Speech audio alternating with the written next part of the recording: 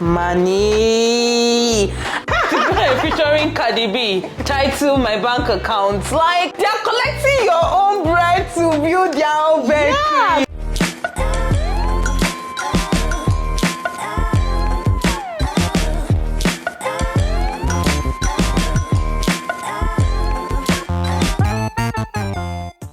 Guys, welcome to my YouTube channel. My name is Isabella Awan. I'm a product specialist and a YouTuber based in Lagos, Nigeria.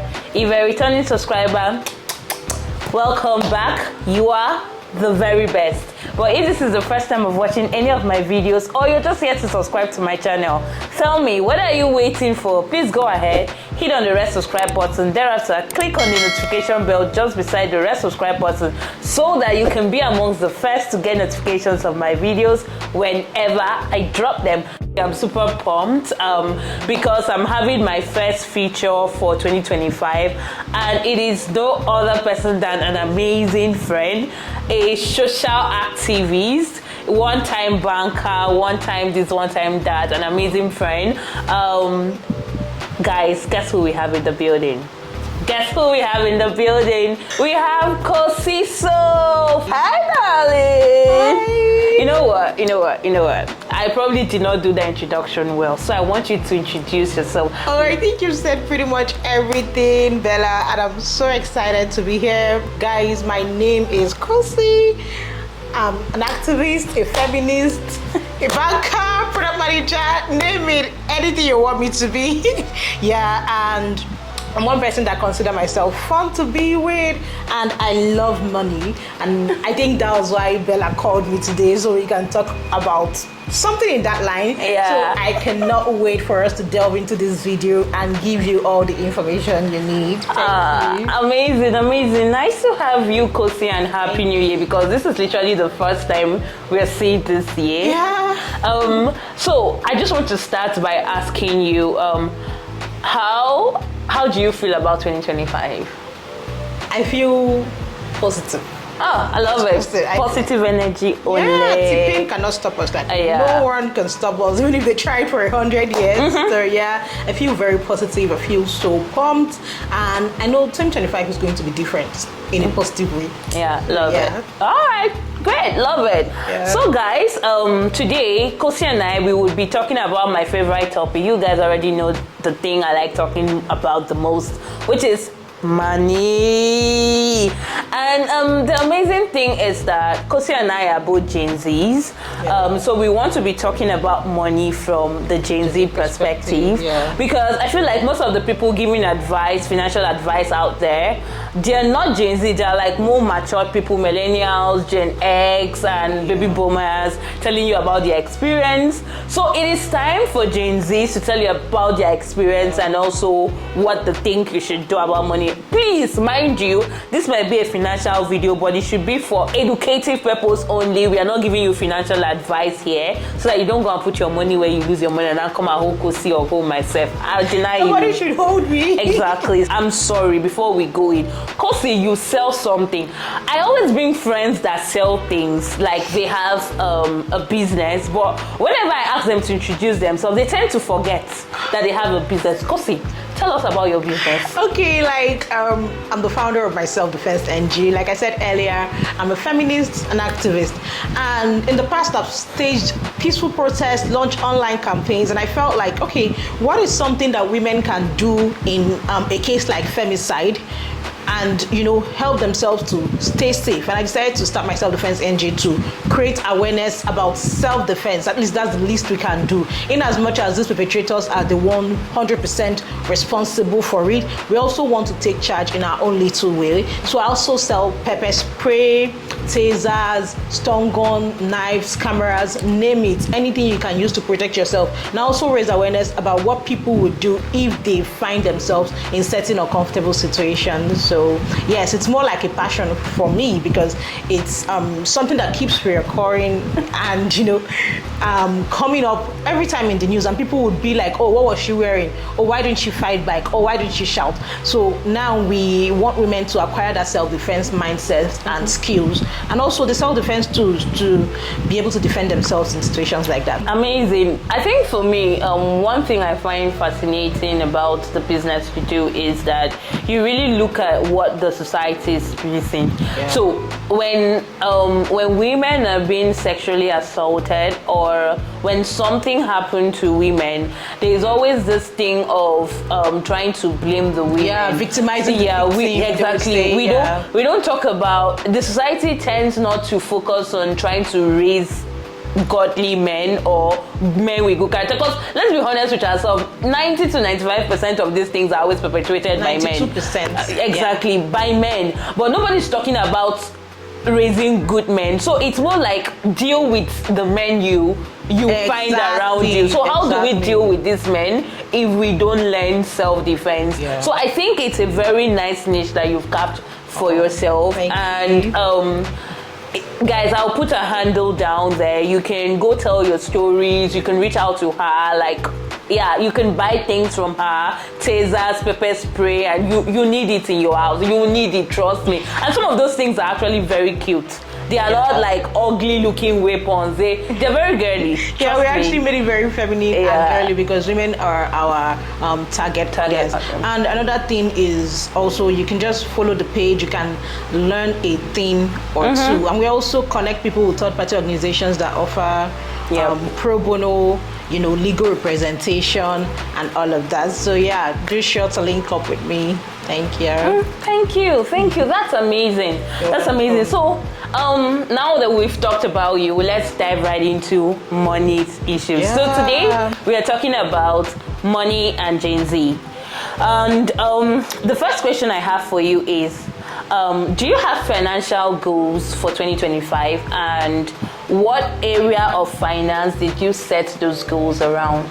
Okay, for 2025, I want to up my investments. Like they said, no one become a billionaire by savings, right? So you can just be keeping your money in the bank and all of that. Oh, there are high interest accounts that, you can have interest, but for the long term, investments, calculated risk can also help you to grow your wealth. So I'm looking at putting money in real estate, more in the stock market. And I also want to learn about Bitcoin because it's something that I've always wanted to invest in. But because I do not understand how it works, I stay away from it. So this year, I'm definitely going to be upping my financial knowledge, probably looking into Bitcoin and the rest of them. Oh, that's amazing. Whenever I hear people talk about focusing on investment, in my head, I feel like you've gotten to a certain level in your financial journey to start talking about investing. Because for me, financial journey, you need to earn first, sell first, save, have your emergency fund before you can think of investing or starting a business. Yeah, because most investments, although there are short-term investments, but more yield comes with compound interest, which comes from long-term investment. So you have to be that you're keeping that money away for as long as possible. It's not money that you want to use to buy data tomorrow that you go and use and invest on your rent or something like that. So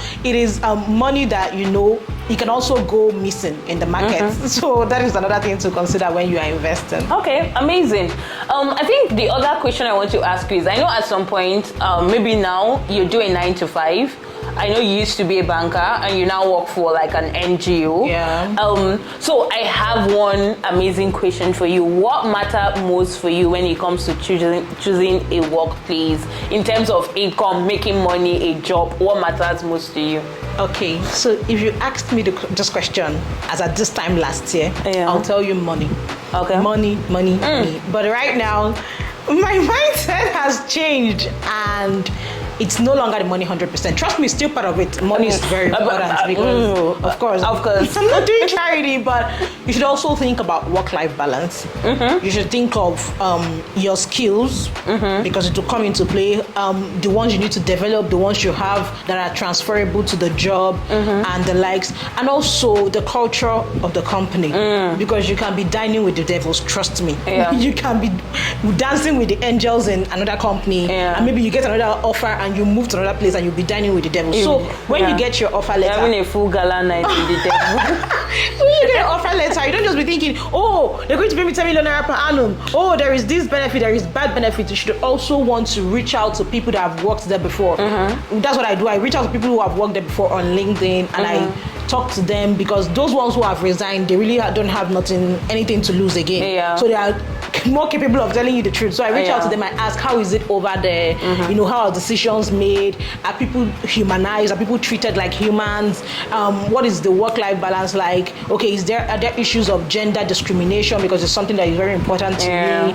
And all of that. So I think, first of all, my mental health is very important to me. So I would say typical Gen Z talk. Well, yeah, of course. Typical Gen Z talk. So my mental health, work-life balance, and the money. Like it's all encompassing. I would not say, oh, I will pick my mental health and leave the money, or I'll pick the money and leave my mental health and work-life balance. All of them are intertwined. So it's a holistic decision. It's not something you make based on, oh, the money is huge, I take it, then you get in there and you're miserable. So it's something that you have to have a holistic consideration of, so you don't get into a situation you might regret. Makes sense. In addition to that, I think for me now, choosing a place or a kind of work I want to do, one more thing that I usually consider is the type of work I do. Guys, look, I have been in a situation, I'm not trying to throw shade at anyone, but I've been in a situation where the work I was doing was even affecting my own conscience. Of course! My conscience, I know I'm doing rubbish. My conscience, I know that I am aiding bad behavior of whether government officials, network individuals, whatever it was, or I just felt like what I was doing was not just aligning with what are like true values to me, what matters to me, and all of that. That means like purpose. The purpose, exactly. So I think I also pay attention to things like that. And also, I bet you there are some industries I would never work in. Of course, especially when you're a person of faith. Maybe you're a Christian, and you might not want to dabble into some parts of hospitality or consulting and gambling. The likes of them. Also, another thing I want to add is the opportunity for growth and career development is very important. You can go for the money or go for another thing, and you look there, you are stagnant for 5 years, no promotion, no growth, no development. So it's a holistic decision, like we said. You should look at it from how it matters to you as a person. Okay. So yeah, that makes sense. Thank you very much for sharing. So the other thing, after maybe you have a job, you're earning good, decent income. The other thing is how you spend this money. Because I feel like a lot of Gen Zs, like our generation, we try to always want to follow the trend, what's trending, and you want to buy what is trending and all of that. So I have 2 questions for you. First of all, do you know how much you spend on a monthly basis, like basic spend? I like to track, but sometimes it's not accurate because I'm a spontaneous spender. I would not lie about it or try to act like I'm a saint. I'm about to give some financial advice. But you have like but there is a basic, overarching how much you spend. So how do you budget typically? What do you spend your money on? So first of all, how do you budget? How do you track according to you? Okay, so I make sure I usually make most of my payments through my bank app. So I label it. So whatever I'm paying for, I label. So when I get my bank statements, everything is listed there. So if it's internet, clothes, shopping, outings, food, whatever it is, I label it. Do you plan that, this month I'm not going to spend beyond a certain amount for certain class of... Oh, yes, of course. Okay. But sometimes it doesn't always work out. It doesn't. Especially, I think I understand sometimes you might be spontaneous. The other thing is you go to the market and the price you had in your head is not what is written. It's not what is written on the price label. Featuring my bank account.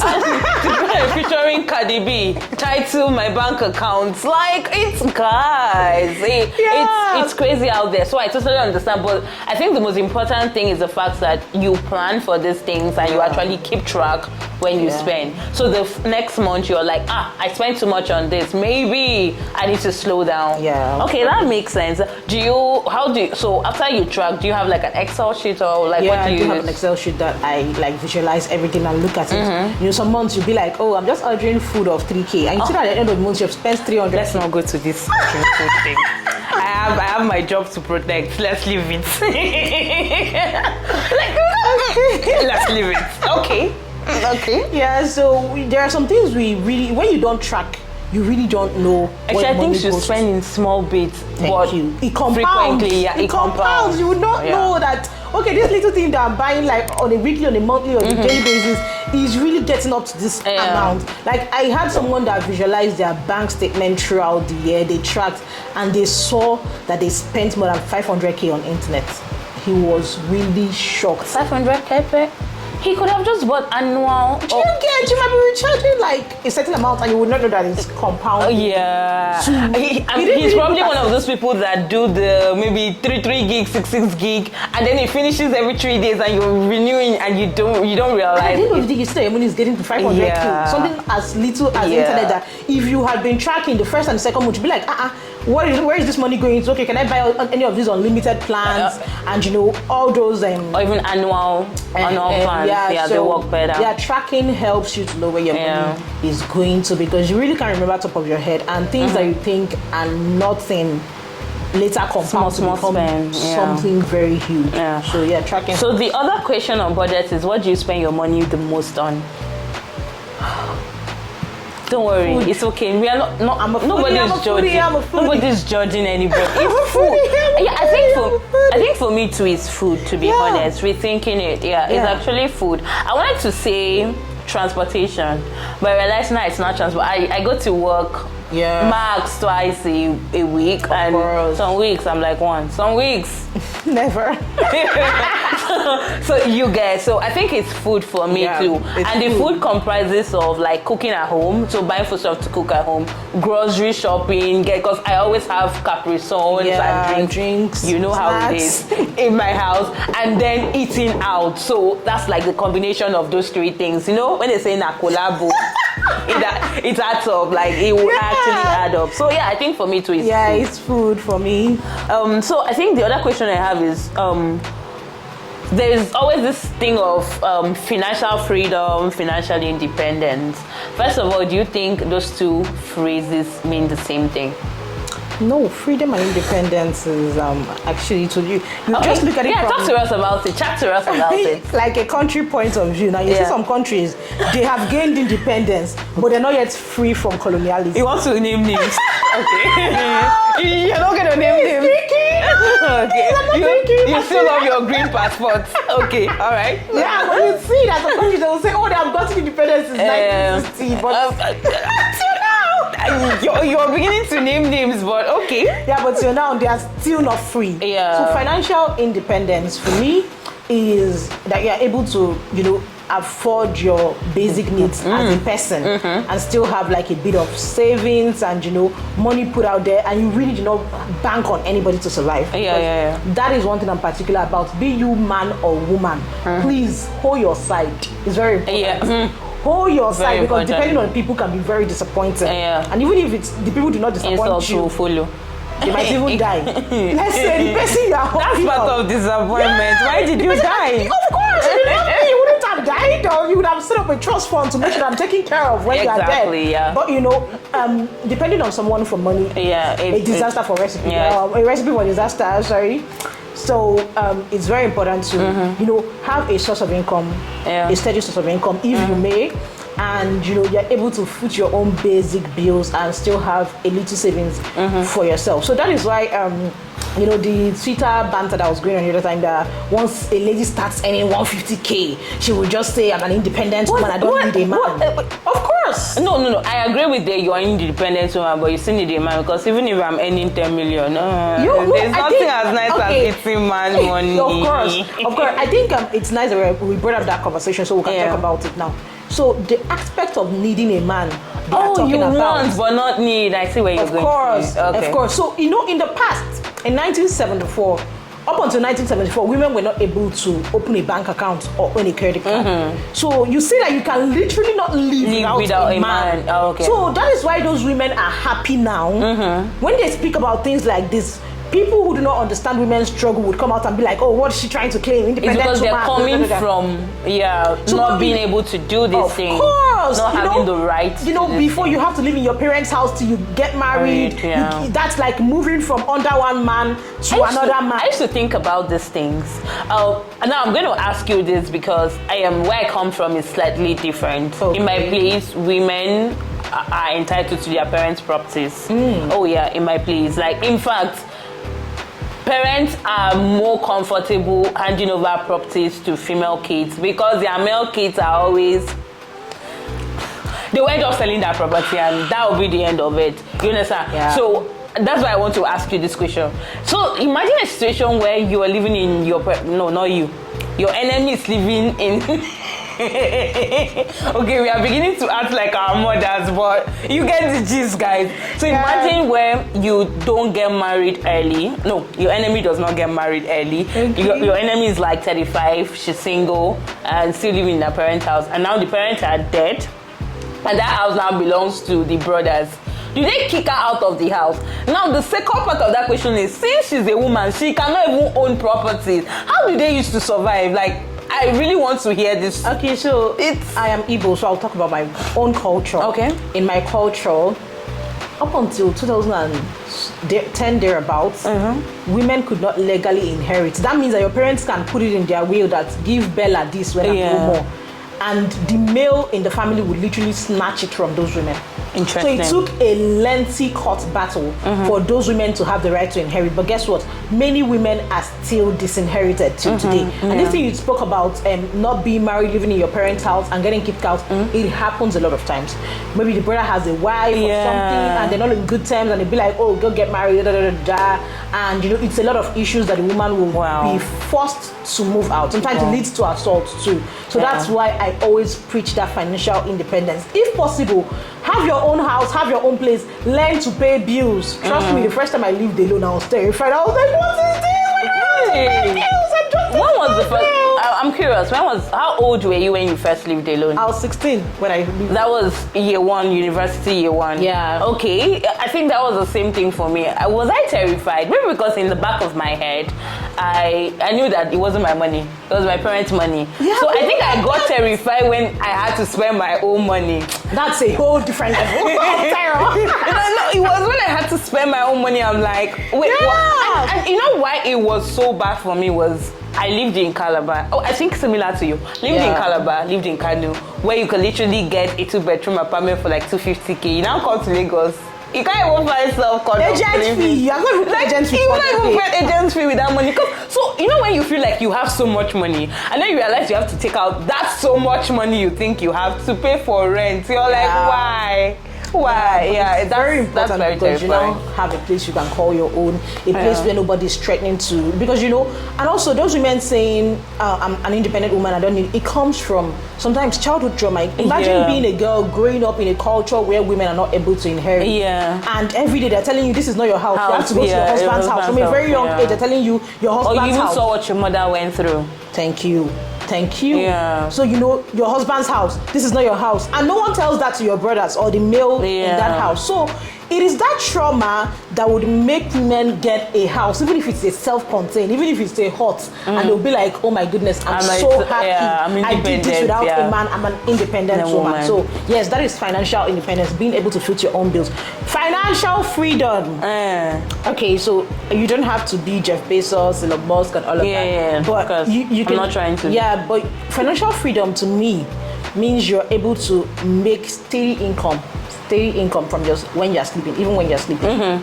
So probably you have you don't have anxiety about making money. Like, you know that you can generate money somewhere. So you kind of have a business, maybe a course, multiple sources of income. Of course, that are generating income. Not like when you are working or slaving for your business. Sorry for that word. It means that you have a business that you have set up systems, and those businesses can work without you. God forbid, even if you are dead, those businesses bedridden can still work without you. So that is something that I believe is financial freedom. So your point is financial freedom is a step ahead of financial independence. Of course, yeah. Okay, that makes, I think I agree with you. Like, that's also my definition of financial independence and freedom. Independence is on paper, you can take care of basic needs.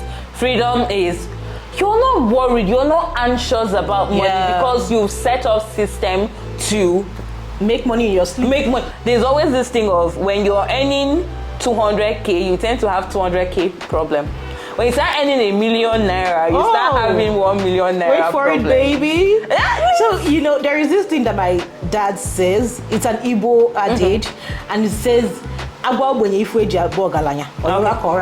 so if they tell a poor person what it takes to be rich, they will beg to remain poor. Thank you. Because, for instance, now you're just a girl, you know, maybe what you're bothering about is your next vacation, where to park your car. But someone like maybe Jeff Bezos or Tony Melu is bothering about where to park his private jet. You are bothering about where to park your car. You're even going for a tax. So so you're having a car problem, a car servicing problem. They are having a private jet servicing problem. So that is it. So when you move up, be ready for the challenges. There is challenges at every step. You think, oh, when you get to that level, I'm going to be free. Nothing is. No, you have to sustain that your source of financial independence or freedom. It's easier to move up than to stay up. Staying up is very important. It's easier to move up than to stay up. I always tell people that staying up is difficult. To get something of value and keep it for a very long time. That is something that is really quite challenging. Yeah. Okay, fine. Let's go a bit controversial. Tell me one. Okay, I think so that I don't put you on the spot. Maybe I can go first and then you go next. Okay. So tell us one controversial or one financial adage or financial perspective of the older generation you do not agree with. I think I'll go first with this. Okay. I have lots of them. And it annoys the hell out of me. Wow. I love it. So first of all, money is the root of all evil. Poverty is the evil forest. Poverty is the evil. Poverty is the soil which grows the loamy soil, very fertile ground. The actual phrase is actually the excessive love of money is the root of all evil. Yeah. Trust me, poverty will drive you to do what money cannot drive you to do. Yeah. Who is the people selling their votes for 5,000 naira? Let's not go there.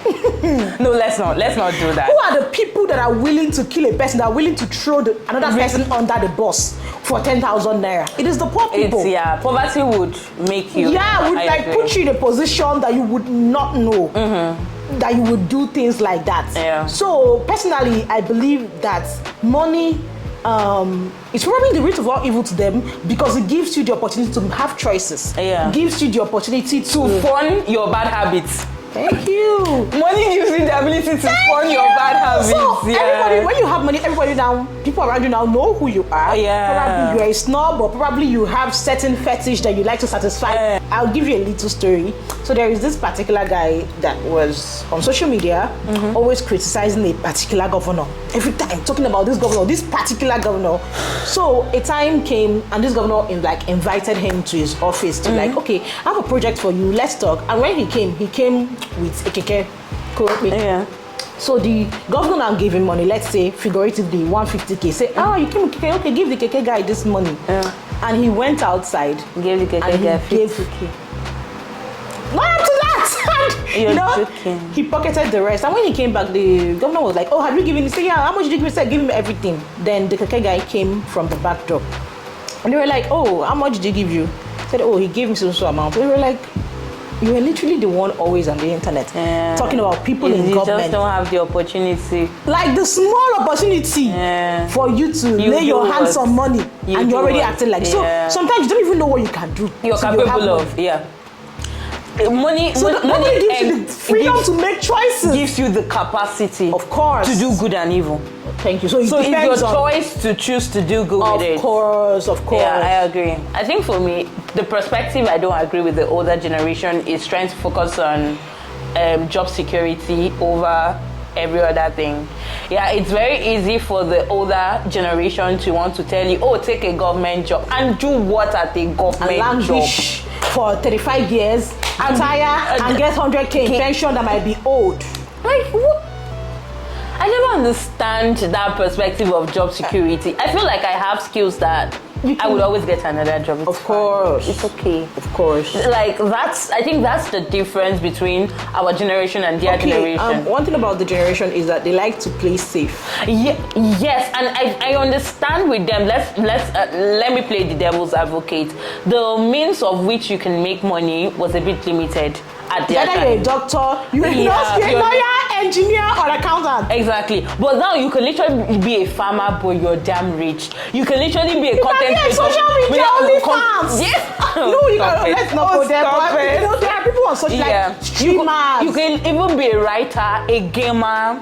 Like there are so many means that you can make. I'm sorry, I'm going to use the word lazy money. You can even be a hype man. Yeah, you can make lazy money. You don't really have to go that route of a 9-to-5 or a secure job. Yes. Not even a 9 to. They see there's 9 to 5 and there is like professional courses. Yeah. Doctor. The more that you introduce yourself, I think it's to satisfy their ego and boost their image that, oh, I'm a lawyer. Yeah. Oh, I'm a banker. Oh, I'm an accountant. Something happened. Stuff like that. Something happened recently and I kind of felt like they probably took it in a bad way, but I just wanted to like open their mindset to something. So there's a particular teacher in secondary school that this teacher loves the smart people in the class. Oh. And I was counted as one of the smart people. Of course. But the problem was this teacher was a science teacher and expected that all the smart people should do science. But because I did not do science, there was that whole drift between me and the teacher. You understand? So now, when I kind of met a couple of people that did science, and then I'm like, how far now? What are you doing with your science degree? A lot of them are now doing commercial. You know where I'm going to. You know all the biochemists that are now working in the bank. Exactly. Yeah, so it's just a thing of you don't have to do like professional course. Yeah, especially like, in this generation where you study calculated risks. Like all this playing safe with money. Okay. You're not going to get anywhere with it. I would say it depends on your risk appetite. For instance, I have a huge risk appetite. I would not say it's something that I'm happy about. Sometimes I take risk and I lock myself in my room and I cry. I say, God, who sent you? But at the end of the day, it makes sense, right? But there are people who are not ready for that. They just want to stick to what they are used to, do what they know, and all of that. So it's still fine as far as it makes you sleep well at night. No. So what I would, see, let me tell you, you never blow in your comfort zone. It's hard to blow in your comfort zone. So I'm one of those. No, I'm very risk adverse. I'm a bit of a risk adverse person. I would tell you, I would never advise you to quit your job to start a business. I would say start the business while you're doing the work.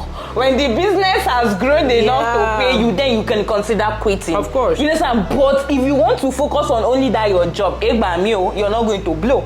You understand? So I'm also very risk adverse. I need to test that water with one leg first and be sure that but I jump out. Some people are so rigid with what they don't even want to try something new. They want to open their mind to what they don't know. They believe that what they know is the only way. So some people like that, I just leave them because let's say they start a business. Of course, business is 50-50. Sometimes it doesn't go well. Sometimes it fails. That's why you still have your job to fall back to. Yeah, but some people they will be like, if they really do not have that risk mindset, they'll be like, oh, it was so person that advised me. No, I don't advise you to start business. That's why I just tell you it's an option. That's why, please, this is not financial advice. This is just from my own perspective. And I also believe that my ideas or my opinions can be flawed. So when I give advice or whatever or my opinions, I just tell people that please take it with a pinch of salt and still consult with yourself, your mentor. Match it with your own unique life situations. Thank you. We have different. Not say, it's Kosi that advised me, please. I'm still trying to fight my feet. So I'm not that makes sense. So I think the other thing is another controversial topic I want us to talk about is black tax. Let's talk about it because I think one of the reasons I really want to talk about black tax is the fact that people feel like Gen Z are very nonchalant. They don't care about like their family and all of that. So just what's your perspective on black tax as a whole? I'm an enemy of black tax. Oh no, please. So like putting me on this spot. You're not the last born, but you're not the first born too. Okay, so you're that middle safe spot. I actually believe that, like I said earlier, everybody should have financial independence. I have budgets and things that I want to do with my money. So let's say we are siblings, for instance. You don't expect me to fund your lifestyle. I can help if I have the capacity to. But that does not make it my responsibility because I'm the first daughter, for instance, or I am the last born, or I am the highest earning person in the family. It doesn't make sense to me. Okay. I believe that everybody should hustle for themselves, all man for himself, because today, God forbid, if I who is the unofficial breadwinner of the family, for instance, dies or God goes, forbid something happens to you, they'll be they'll all be right. fine. They'll be fine. They will be. They will find, like it my will friend. shock you. One of my friends was doing breadwinner of the family, and I was advising her. Maybe she thought I was the bad person. And when she finally lost her job, she realized that those are siblings. They moved on to someone else. Those are siblings she was winning bread for are richer than her. They just find a way to make their like pipe low and make it look like they don't have money. You're kidding me. Bro, I What? was speechless when she was telling me. She was literally crying. She said, oh, these people, they have money. She saw her sister's account balance and she was like, my account balance has never really gotten to that extent all my life. So you'll be surprised that the people you are winning bread for are just setting you up. They are taking your bread to build their own bakery. That was very bad. Don't leave me. They are collecting your own bread to build their own bakery. Yeah, so that's why I always tell people, like for me, not that I'm a stingy person that I will not give you, but I weigh my options. Is this going to affect me? Am I in the capacity to help you? If I'm not in the capacity, I'll tell you no.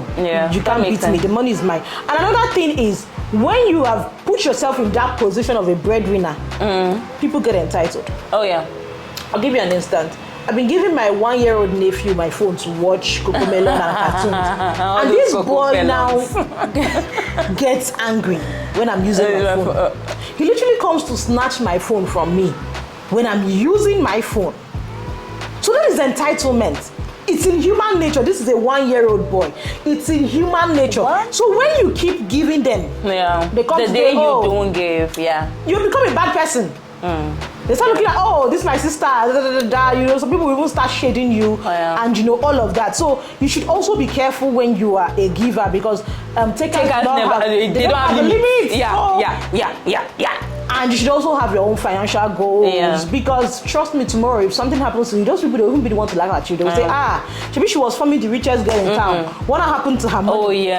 So you should also have your own savings, your own, you know, backup funds to fall back on. I'm not trying to say do not help the people around you, but put yourself first in all. I think for me, I have 3 principles that surrounds black tax. Okay. The first principle is I'm very conscious of what I call the crap mentality. The crap mentality, so they call it crap in the bucket mentality. Okay. So if you put craps in a bucket, and leave with the bucket outside, if you go and sleep and come back, all those crabs will still be in the bucket. Because when one crab stands up and tries to move out of the bucket, the other crabs will be hanging onto that one crab and they will pull the crab down. Oh yeah, that's what happened. That's why it's easier for snails to escape. But all of them will just gradually be moving on their own. But you see crabs for himself. Yes, but you see crabs, they want to ride on the back of the one.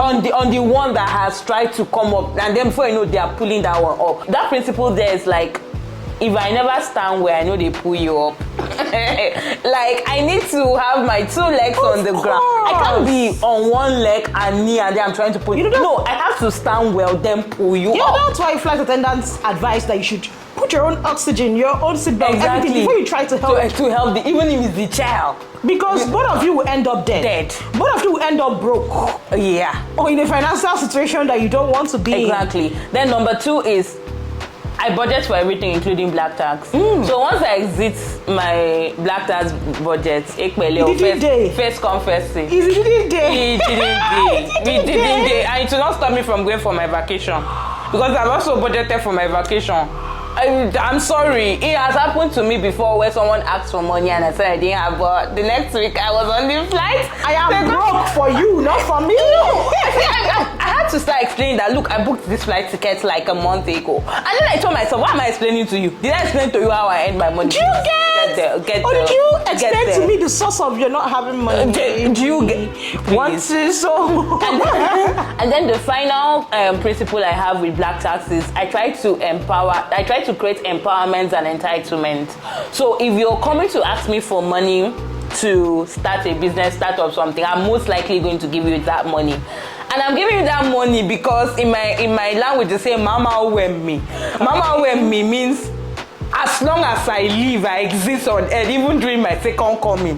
never you ask me for money again. I have Like send for I have settled you for like, it's better than creating the entitlement that they can come. handouts, giving them Exactly, handouts. they can be coming every time. So I would rather empower than to create entitlement mentality. That is very beautiful. That Yeah. means you really care for us. Yeah, because at the end of the day, I used to tell people, my wedding, I want people to spray money.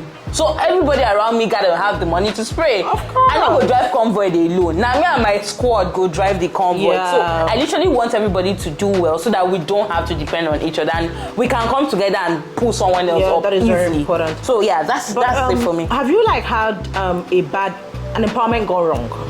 Oh, I don't see. When I empower, You're your own what you do with the power is none of my business anymore. So you didn't have like people you've empowered in the past coming back to say, oh, No. The way I empower you will not have deliver.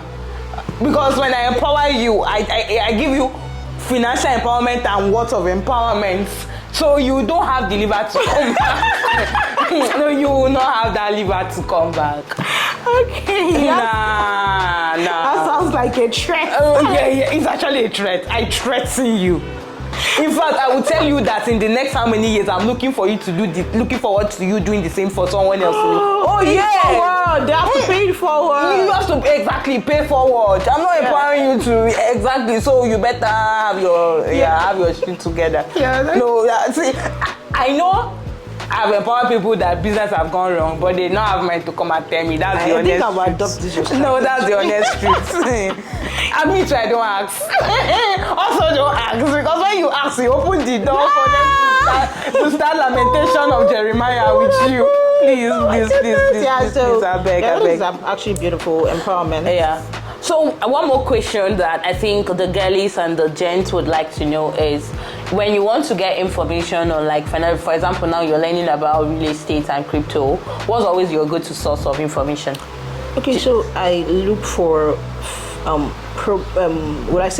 financial experts that have the proven experience. Oh, okay. I don't just go online and look at somebody saying, hey, go and buy something. Just look for a professional. I look for someone that is a professional. Mm-hmm. It could be maybe their social media, maybe buy a course. Because I remember when I wanted to start investing in the stock market, I didn't have any idea what it's like. So I put funds together with my friend and we bought a course on that. So after that, we also had access to, this person as a mentor, ask few questions. So before, and even like information about the stock market, what's going on, what's going down. So it was like a community where we can always get information. So I believe that now that I'm about to learn about crypto, I'll definitely go down the same route. So I'm not just going to look for anybody on the internet that is sharing knowledge. I need someone who has the proven experience and track record and the results that I can learn from and be sure of the knowledge I'm gaining. Yes. All right.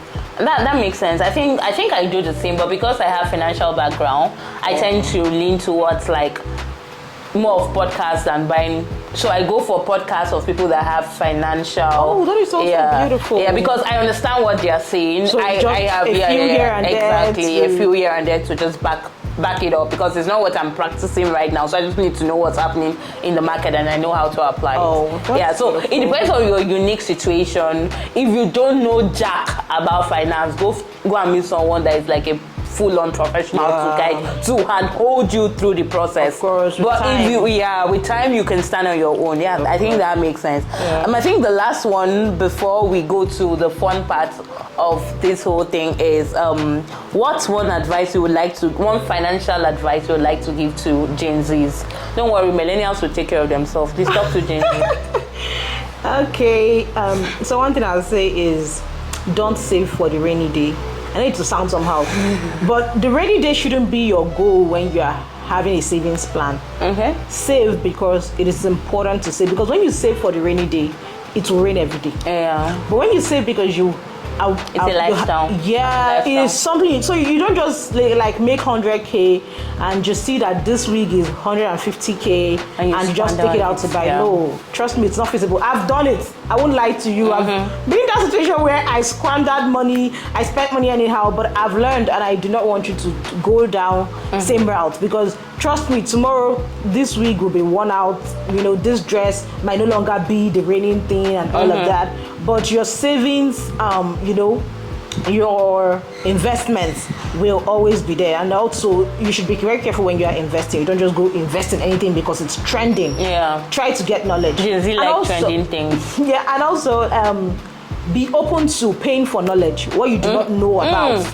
So you don't just go and dabble into something. Oh, crypto is ready. And also be careful who you pay to, because every Tom, Jack, and Harry is releasing course now. Of course. Yeah. So that's why I said a financial expert with proven track record. Yeah. So be open to paying for knowledge, because what you don't know, it will cost you more. Okay. So let's say I've always known about crypto for a very long time, but I did not have the knowledge, and that's why I've never tried to. Now that I have the knowledge of the stock market, when it's dipping, when it's on the high, when it's on the low, I understand what is going on. So I'm not panicking or trying to take out my money. None of that. So that is what happens when you have the knowledge of what you're going into. That makes sense. Don't save for the rainy day. Save as a lifestyle. Don't be afraid to or stingy to pay for knowledge. You know, pay for that knowledge, get that knowledge. And when you pay for things, you take it seriously. Yeah, and it's not just for financial courses. I mean, to upskill yourself, to get a better job, take it seriously, to get better opportunities. It is very important. Your skill is one thing that nobody can take away from you. Yeah. They can take away your job, your clothes, your everything, but that your skill that is inside your head, no one can take it away from you. So pay for skills, invest, and flex. Yeah. YOLO. Yeah.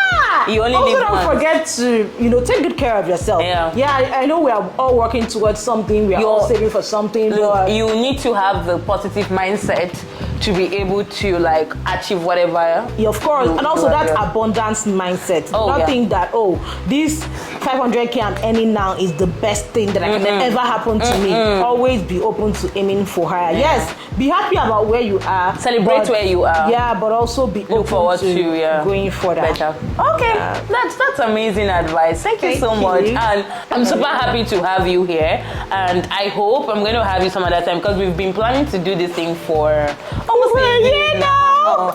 So yeah, I'm super happy that I finally brought her to the channel. It means 2025 is going to be a good year, because we're doing amazing things. But just before you go, we want to play a game.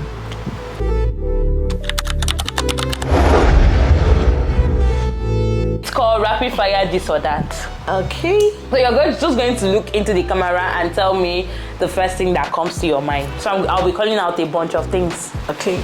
Okay, are you ready? Just look into the camera. Yeah. Great. So perfect lunch meal, swallow or rice? Swallow. Lagos or Abuja? Lagos. Whiskey or Davido? Oh God, I don't know which one to choose. Seriously, I don't know which one to go for. Really? They're both amazing. Okay. With wigs or braids? Oh, wigs every other day. Perfect girls hangout, restaurant or beach? Oh my goodness, I'm a foodie. There's food in the beach, so beach. Beach, okay. Talent competition, would you rather sing or dance? Oh my goodness, I can do both.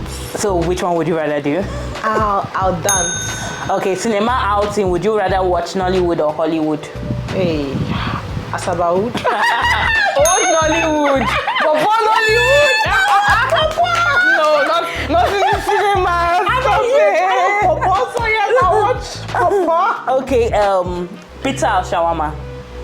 Oh, that's okay, shawarma. Okay, learning a new language, French or Chinese? Oh, French, please. You guys do. How? Savings app, Piggyverse or Carrywise? I bet Piggyverse to Carrywise. What if they now come to give you work?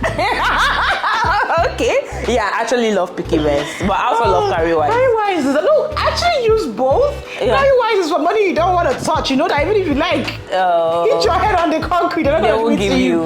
Piggy is that flexible saving app, and it's also good for investments. So you might want to check that out. So that they both have their own strengths and all of that. So, okay, that makes sense. 30 December, going for a music festival or comedy show?